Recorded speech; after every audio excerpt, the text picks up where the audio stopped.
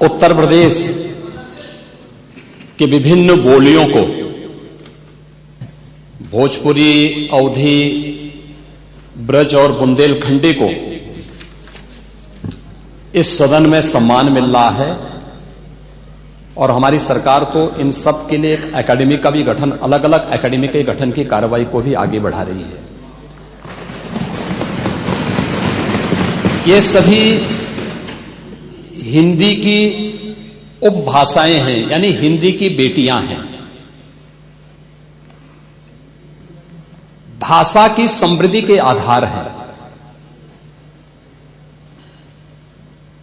और हमें इसका स्वागत करना चाहिए। ये सदन साहित्य केवल विशुद्ध साहित्यिक और व्याकरण से के विद्वानों की नहीं है,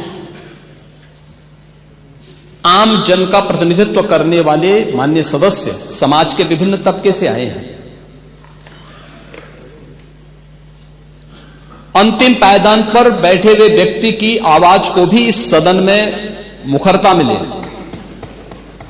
इसके लिए अगर किसी को हिंदी में वह धारा प्रवाह नहीं बोल सकता तो उसको भोजपुरी में भी अपनी बात को रखने का अधिकार मिलना चाहिए, अवधी में, ब्रज में या बुंदेलखंडी में उसको रखने का अधिकार मिलना चाहिए।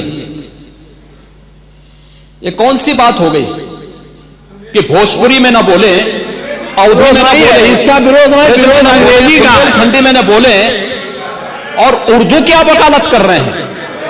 ये बड़ी विचित्र बात है। आप मुझे बताइए, मैं इसीलिए कहता हूं कि आप समाजवादियों का चरित्र ही इतना दोहरा हो चुका है, इतना दोहरा हो चुका है कि अपने बच्चों को भेजेंगे इंग्लिश पब्लिक स्कूल में और दूसरों के बच्चों को बोलेंगे कि एक गांव के उस विद्यालय में पढ़े जहां संसाधन भी नहीं है। ये दोहरा आचरण और जाकी रही भावना जैसी प्रभु मूर्ति देखी तिन तैसी, यह तो आचरण आप लोगों का है। इसीलिए आपने कल भी भोजपुरी का विरोध किया, अवधी का विरोध किया, बुंदेलखंडी का विरोध किया और आप लोग अपने दैनिक जागरण में, दैनिक जीवन में इस प्रकार के आचरण के आदी हो चुके हैं।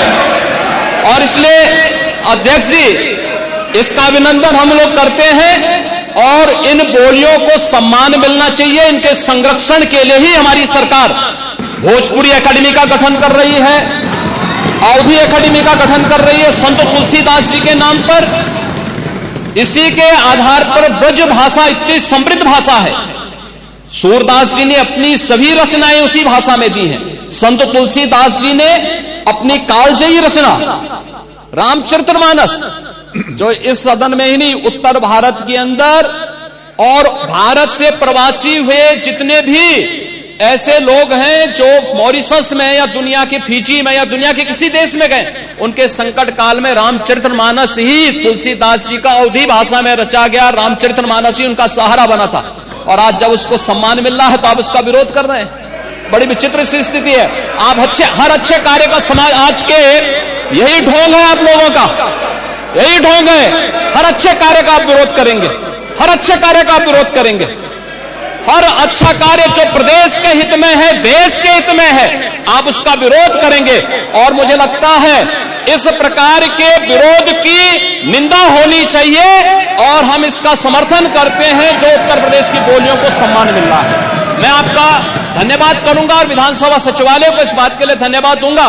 कल हम लोगों ने यहां पे इसका शुभारंभ किया, समाजवादी पार्टी ने उसका विरोध किया है और मुझे लगता है कि प्रोसीडिंग का हिस्सा होना चाहिए। इनको समाज के सामने एक्सपोज करना चाहिए। अपने बच्चों को ये लोग पढ़ाएंगे इंग्लिश स्कूलों में और दूसरे के बच्चे के लिए अगर वो सुविधा सरकार देना चाहते हो, कहते नहीं उर्दू पढ़ाओ इसको, यानी उसको मौलवी बनाना चाहते हैं, कठपुल्ला पर की ओर इसको ले जाना चाहते हैं। ये नहीं चल सकता है।